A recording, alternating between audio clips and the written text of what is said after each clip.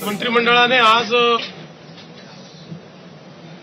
पुणे येथील छत्रपती संभाजी महाराज यांच्या नावाने जे विमानतळ नव्याने पुरंदर येथे होणार आहे त्याच्या भूमी अधिग्रहणाला मान्यता दिलेली आहे आणि त्याकरता जो काही निधी आहे तो निधी उभारण्याकरता देखील मान्यता दिलेली आहे।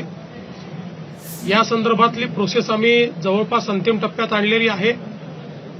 एकूण 96% लोकांनी कन्सेंट दिलेला आहे। त्यामुळे आता लगेच प्राइस निगोसिएशन करून कन्सेंट पद्धतीनं जमीन अधिग्रहण केलं जाईल।